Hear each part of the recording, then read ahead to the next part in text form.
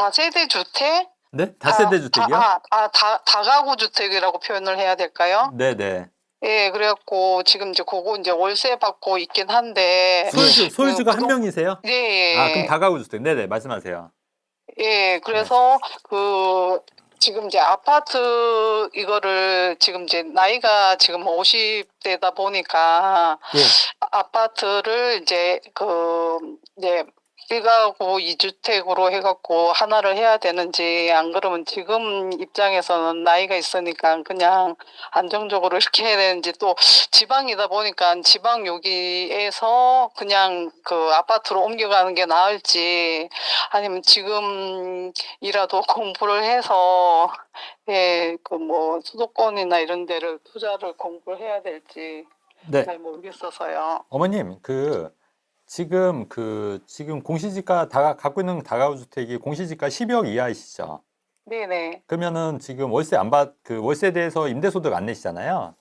네. 네, 비과세예요. 근데 만약에 그 어머님이 아파트를 사시면 이제 2주택이 되기 때문에 네. 그 월세에 대해서 이제 그 세금을 내셔야 되는 거예요. 네, 네. 임대소득에 대해서. 네네. 그래서 그거를 이제 그래서 만약에 세금을 내시면은 그것도 만만치 않지 않습니까? 네. 그래서 그 부분을 따지셔야 될 것 같고요. 네. 그래서 만약에 투자를 하신다고 하면 이제 자녀분이 있으실 거 아니에요? 네. 자녀가 몇 살이시죠? 지금 가능한 게 지금 23살? 혹시 직업이 있으세요? 아직 학생이에요. 그러면 조금 기다리셨다가 이제 자녀가 이제 소득이 생기게 되면 세대 분리 요건이 되세요. 네. 그래서 차라리 자녀 명의로 이제 수도권이나 네. 아파트나 이런 게 투자를 하시는 게 나으실 것 같아요. 아, 네, 그리고 이제 어머님은 네. 지금 아파트에서 많이 거주하시고 싶으시면 그 다가구 주택을 내두고 네. 아파트 전세나 월세로 들어가셔도 되거든요. 아, 예, 예, 그렇게 하시면은 좋을 것 같아요. 그래서 아, 제가 볼 때는 굳이 어머님, 아버님 이름으로 아파트를 사면은 세금을 임대소득에 대해 세금을 내시니까 네. 그거는 좀 아닌 것 같고, 만약에 투자를 하신다고 하면 자녀 명의로 하시는 게 맞을 것 같다. 근데 자녀가 지금 23살이라고 하셨으니까 이제 한 네. 2년 정도만 지나면 이제 졸업반 되잖아요. 1, 2년만 네. 있으면. 그렇게 해서 이제 네. 취업하고 나서 자녀 명의로 수도권이나 이제 투자를 하시는 게 나을 것 같다는 게 제 생각입니다. 네. 네. 네. 네, 감사합니다. 네네. 좀 명확하게 이해되셨죠? 네네. 네네. 네. 네, 감사합니다. 네, 어머니 다가구 관리는 어떻게 하세요? 저희는 그래도 이제 세입자 분들이 다들 좋으신 분들이 계셔서 예. 오래 사시고 달세 꼬박꼬박 주시고. 이 경상도는 달세라고 그러더라고요. 아, 그러게요. 네. 그러면 한 달에 얼마 받으세요, 어머님? 총 해서 한 123만 원 정도? 네, 그럼 많지는 네. 않으시구나. 네. 그럼 몇 가구 정도 되는 거예요? 그러니까는 원룸이 4개고요. 네. 창고 하나 있고 투룸이 하나고. 그럼 한 6개 정도 되네. 어머님, 네. 월세 123만 원이면 네. 세금 내는 게 날 수도 있어요. 아, 그럼 얘기가 또 달라져요. 예. 저는 월세 한 4, 500만 원 받는 줄 알았죠. 예, 그런 건 아니고요. 그러면 좀 또 다르게 생각할 수도 있어요. 예. 그러니까 무슨 말이냐면은 다시 리셋이에요, 리셋. 예. 네네네. 그러니까 이게 어려워요, 상담이. 왜냐면 저는 이제 한 400 정도 5, 600 받으면 그거 5, 600만 원 수익 나는데 비과세면 그것도 무시 못 하거든요. 네. 근데 이제 근데 월세가 한 달에 123만 원이면 그렇게 많은 건 아니기 때문에 네. 차라리 세금 내는 게 나을 수도 있거든요. 네. 그러면 어머님 명의로 투자가 가능하세요. 사자. 그러면 지방을 봐야 될지 아니면 위쪽을 봐야 될지. 근데 이제 그것도 이제 투자 이제 목적이나 용도에 따라 달라지는 거여서 네네. 지금 딱 뭐라고 말씀드리긴 힘든데 이제 네. 편하게 가실 거면 이제 지방에 사시는 게 맞는데 네. 이제 서울 수도권 만약에 하신다고 하셔도 나쁘진 않을 것 같아요. 어차피 네. 자금에 따라서 그건 또 달라질 것 같거든요. 근데 이제 그 네네. 부분까지 들어가기에는 지금 이제 이거 전화 상담으로는 좀 한계가 있을 것 같아서 네네. 아무튼 좀 그렇습니다. 그래서 그거는 아. 한번 좀 고민해 보셔도 괜찮을 것 같아요. 예. 네네. 감사합니다. 네네. 이게 왜냐면 저도 이제 안 물어봤으면 큰일 날 그쵸. 뻔했다. 예, 월세 그러니까 이게 종합적으로 판단해야 되는 거고 이게 여러분 그다음에 제가 말하는 거에 너무 100% 그거를 들으시면 안 돼요. 왜냐면 이게 가장 처한 상황이 다 다를 수 있기 때문에 그렇잖아요. 만약에 123만 원 그거 월세 비과세 안 받으면 어때요? 오히려 투자하는 게 더 낫지. 근데 이제 저는 이제 생각했던 게 이제 4, 500 정도 받으면 비과세를 포기하는 게 과연 맞나? 이거는 또 고민해 봐야 될 시점이거든요. 그래서 말씀을 드리는 거예요. 세입자분들이 착한 게 아니고 집주인이 착한 것 같은데. 그러면은 맞아요. 그럼 세입자들도 오히려 착한 거야. 제가 볼 때는 집주인이 맞아요. 괜찮은 사람이기 때문에 음, 세입자들이 괜찮은 사람들이 맞아요. 남아 월세도 있는. 잘 맞아요. 그래서 월세도 잘 안 올리고 뭐 약간 그렇죠. 그냥 좀 편하게 해주게. 맞아요. 예. 사는 동안은 좀 편하게 그렇죠. 살아라. 뭐 이런 느낌이 아닌가. 아, 제가- 네, 제가 원주 무실동 쪽에 네, 아파트를 구매를 했거든요. 2년 전에. 네. 그래서 지금 이거 아직 갖고는 있는데 혹시 여기를 계속 가지고 있는 게 맞는 건지 지금 제가 본 걸로는 25년도에 입주가 거기가 좀 많을 것 같아가지고 네, 네, 네. 네, 그래서 지금 고민도 되고 좀 걱정도 그 되거든요. 지금 현재 1주택이세요? 2주택입니다. 2주택? 네네. 그러면 이게 뭐 종전주택이 아니면 신규주택이세요? 다음 주택이요. 두 번째 아, 주택이에요. 두 번째 주택? 그러면 팔면 예. 이게 이익이 좀 나세요? 제가 사고 나서 거의 고점이었어요. 그래서 지금 많이 떨어졌다가 아, 네, 지금 다시 이제 어느 정도지 제가 구매했을 때보다 아직 조금 마이너스예요. 아. 그러면 이거를 그냥 왜 파시려고 그냥 팔고 다른 거 하시려고요? 안 오를 것 같아가지고요. 안 오를 것 같아서. 네. 아, 지금 분위기는 네. 전반적으로 네네.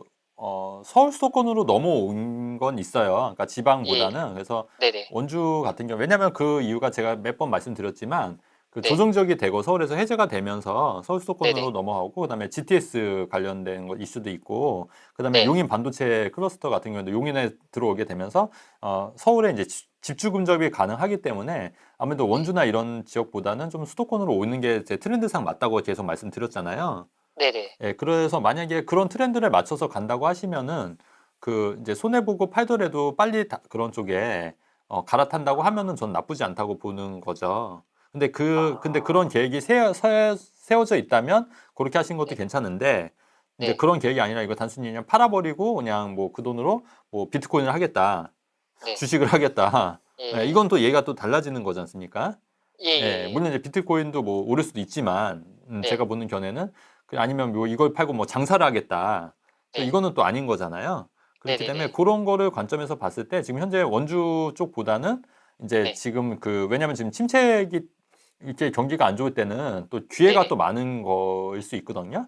그렇기 때문에 예. 원주를 만약에 좀 손해 보고 팔더라도 내가 기회를 잡을 수 있다고 하면은 그것도 네. 나쁜 판단은 아닌 거예요. 예, 근데 어쨌든 트렌드는 저는 이제 수도권 쪽으로 가고 있는 건 맞는 것 같아요, 지금.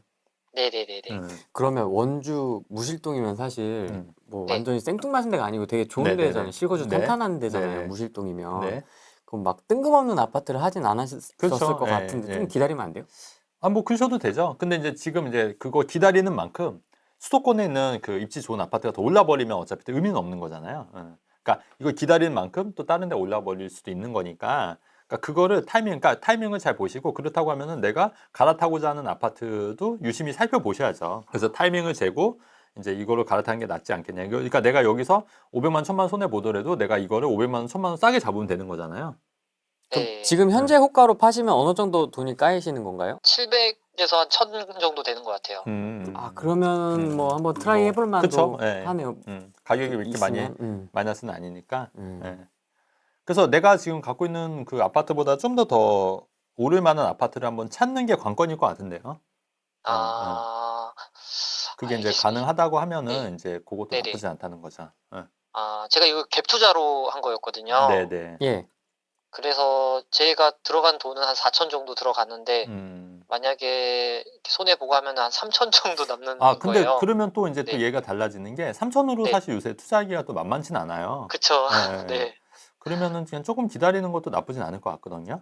아. 왜냐면 3천만 원으로 요새 투자할 데가 어디 있어요. 네네네. 예, 그쵸, 그러니까. 그러면은 좀 그러니까 이게 다 상황마다 또 다 달라지는 거예요. 그러네요. 또 상황이 달라졌네요. 그래서 그 정도면은 그냥 뭐 기다리셔야죠, 뭐. 어차피 네, 알겠습니다. 투자는 어차피 단기간 보는 게 아니라 내가 파는 시점에 올라줘야 되기 때문에 지금 사신 지 얼마 되셨어요? 이제 2년 됐습니다.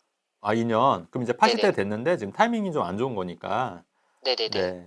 그거는 전세 한 좀 바퀴 더 돌리죠. 더 그렇죠. 예. 근데 네, 그 이번 9월에 끝나가지고 아. 세입자가 이제 한 바퀴 돌았어요. 그러면 뭐 그렇게 썩 나쁜 아파트는 아닐 테니까 네네. 좀 보유하는 전략으로 가시는 것도 맞을 것 같아요. 그러니까 제가 말씀드린 게 팔고 3천으로 할 데가 없어요, 지금.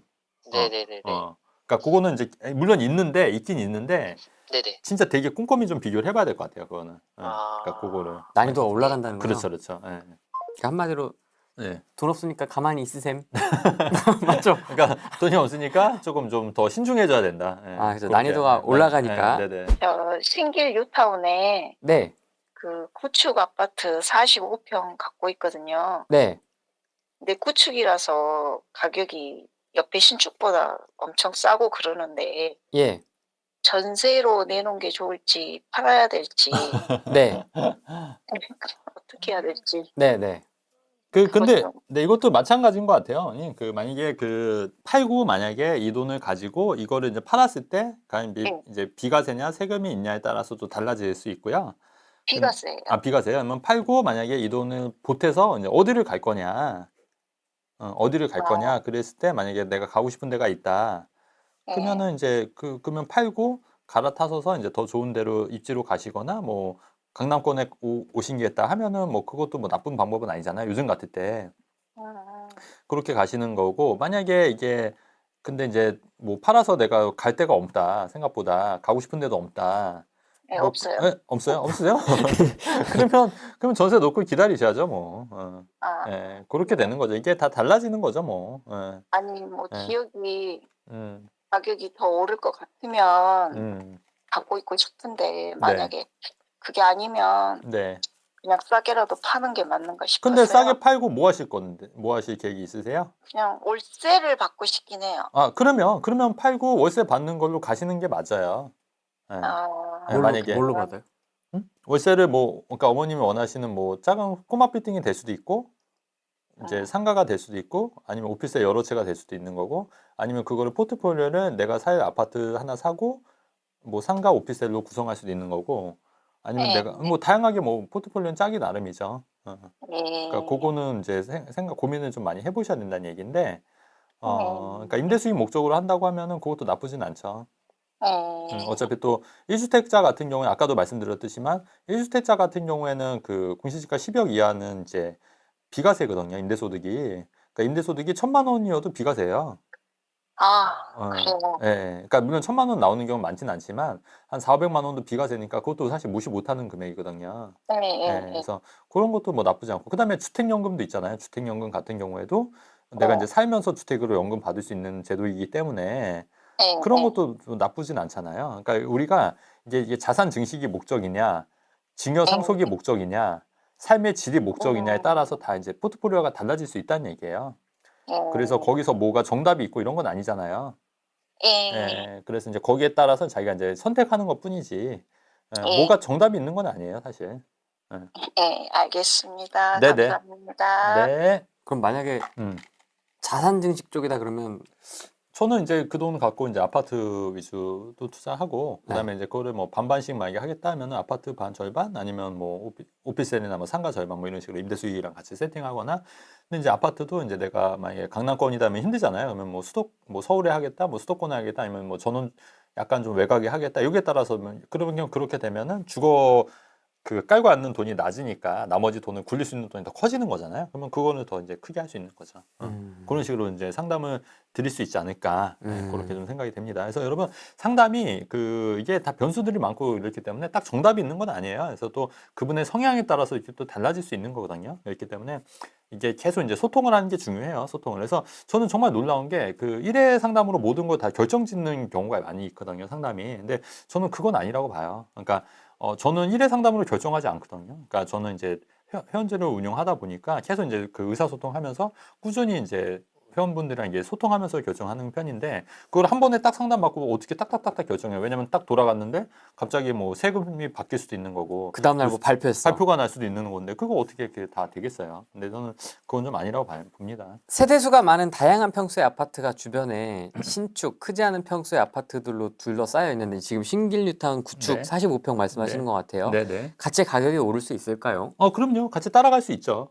따라갈 수 있는데 그래도 이제 세대수가 적다 보니까 여기가 오른 것만큼은 못 따라가는 거예요. 그래서 근데 그러면은 또 상대적 박탈감이 뭐냐면 내 주변 아파트 이만큼 올랐는데 내 건 요거밖에 안 올랐네? 그럼 또 상대적 박탈감이 있을 수 있거든요. 그래서 그럴 바에는 그냥 이걸 팔고 그거 올라가는 아파트를 하는 게 맞죠. 왜냐면 상대적 박탈감 때문에. 물론 다른 데보다는 좀 올랐긴 했지만. 근데 사람이 보면은 항상 다 부족한 걸 느껴요. 항상.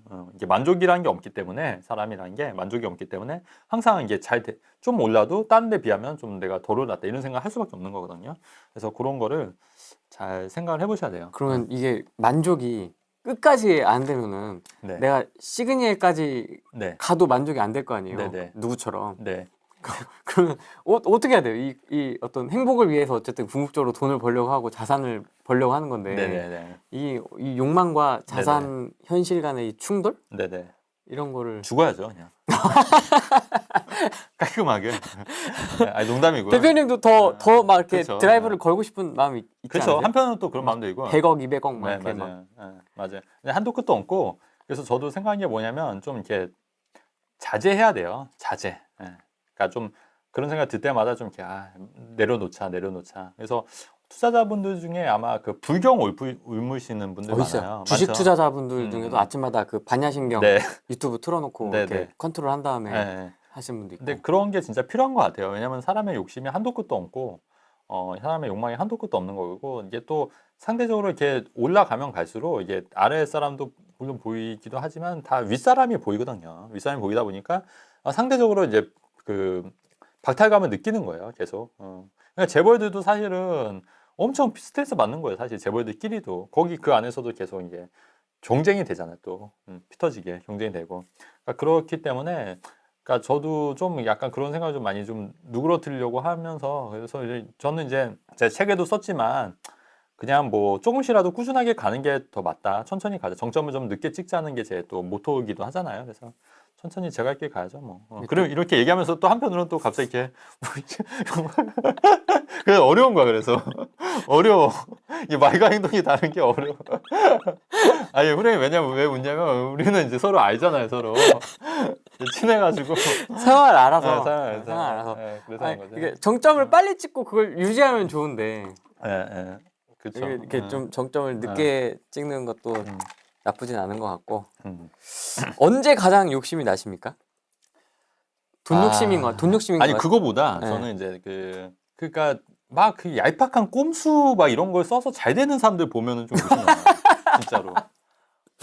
그러니까 이게 막 지나간다 머릿속으로. 네. 누구 그러니까 막. 정석대로 안 하고, 그러니까 저는 나름 정석을 좀 하려고 많이 노력하는 편이거든요, 진짜. 근데 이제 정석대로 안 하고 막 얄팍한 꼼수를 누가 봐도 막 이거는 그런데 그렇게 했는데 막 이런 게 막 터져버리고 막 이렇게 잘 되면은 나도 저런 얄팍한 꼼수 써야 되나 이런 생각도 들고. 지금 추상적이라서 여러분들 그 잘 안 떠오르실 그치. 수도 있는데 우리가 지금까지 다 경험했던 것들입니다. 예를 들어서 뭐 유튜브 콘텐츠를 남의 거 조회수 잘 나오는 걸 그대로 복사해서 그렇지. 만들어라라고 가르친다라든지 네네네. 아니면 남의 책에 있는 내용을 자기 사례로 둔갑하든가. 카피 앤 페이스트 해가지고 자기 책에다 그대로 실는다든지 아니면 남의 강의에 있던 좋은 사례를 자기 거인 것처럼 해가지고 특강을 한다든지. 근데 그게 막 터져버리는 거야 이게. 막 수강생하고 부적절한 관계를 막 맺는다든지. 맞죠. 막 이런 거. 근데 구독자 막 더 늘어나는 거야. 막 구독자한테 자기 빌라를 판다든지 막 이런 거. 상담하러 갔는데 빌라를 판다든지. 근데 구독자 막 더 커져 더 유명해지고. 그런 거죠. 그러면은 저도 좀 약간 멘붕이 와요, 솔직히. 그리고 자산가가 아닌데 자꾸 유명 채널 나와갖고 100억 자산가라고 막 청소부인데 막 갑자기 100억 자산가로 뭐 이런 거죠. 뭐 이런 사례들, 이런 짜증나는 사례들. 그쵸. 불법은 아니야. 그렇지. 불법은 아닌데 그냥 좀 짜증나. 그렇죠. 뭐 이런 것들. 그때는 그때 욕심이 나요, 저도. 네. 사람인지라. 서울 집값과 네네. 오피스텔 총평. 일단은 서울 집값은 좀 보합으로 갈 가능성도 있고 추가 하락도 여지가 있는데 저는 내년 봄쯤에는 다시 한번 바닥을 찍고 조금씩 좀 상승할 여지가 있다고 보는 이유인데 그 중에 이유가 하나가 전세가 상승이 좀 무시 못한다. 저는 그것도 이제 하나고 또 내년에 총선도 있기 때문에 그때 이제 어느 정도 공약을 쏟아내면은 또 이제 해당 지역들은 좀 오를 여지도 있다. 이렇게 판단하는 거고요. 그다음에 오피스텔은 제가 아까 말씀드렸듯이 이제 교통 여건이 획기적으로 좋아지거나 그다음에 정말 가격이 싸거나 아니면 이제 그 계약금 포기하는 물건들 입주장 때 계약금 포기하는 물건들 이런 오피스텔 위주로 하면은 큰 리스크는 없더라. 이런 말씀 좀 드리는 거고 글쎄요 또 뭐가 있을까요? 이 정도 얘기하면 되지 않을까? 그리고 이제 전반적으로 부동산 투자는 여러분 아까도 말씀드렸듯이 소액으로도 충분히 가능하다. 아까 말씀드린 뭐 위로 오벨리스 같은 경우도 한 1,000만 원이 안 돼, 1,000만 원 정도의 돈으로 수익을 내서 이제 한 거다. 그러니까 꼭 돈이 많아야지 부동산 투자를 하는 건 아니다. 이런 말씀 드리는 거고. 그다음에 오피스텔 먼저 사지 말고 아파트 다 사고 나서 맨 이제 빈 공간에 오피스텔 채워 넣어라. 이게 맞다. 그다음에 오피스텔 먼저 하면은 아파트를 공간을 채워 넣을 수가 없기 때문에 이 정도 말씀 좀 드리고 싶어요. 네. 아파트랑 마찬가지입니다. 오피스텔도 어떤 유명 블로거나 인플루언서들이 이런 방식으로 한다고 해서 네네. 그걸 따라가면 무조건 따라할 필요는 없어요. 힘들어질 수가 있기 맞아요. 때문에. 왜냐하면 막판에 그게 어느 정도 막 유행을 하다가 어느 정도 딱 물리게 되면은 굉장히 고생할 수 있거든요. 그래서 그것도 좀 굉장히 주의하셔야 된다. 그 다음에 오피스텔은 매매 차익도 매매 차익이지만 그보다는 이제 내가 월세를 받기 위해서 사는 게 더 적합한 용도다. 적합한 용도이기 때문에 내가 그런 용도로 산다고 하면은 저는 그건 나쁘지 않는데 단순히 이제 매매 차익으로 막 10개, 20개 막 이렇게 사는 거는 좀 무리한 투자가 아닐까. 저는 그렇게 생각합니다. 알겠습니다. 정점을 최대한 늦게 찍으려고 하는 최진곤 대표님과의 오피스텔 이야기 이 정도로 정리를 하고 저희는 또 다음 촬영 때 뵙도록 하겠습니다. 오늘은 여기까지 하겠습니다. 고맙습니다. 네, 감사합니다. 네.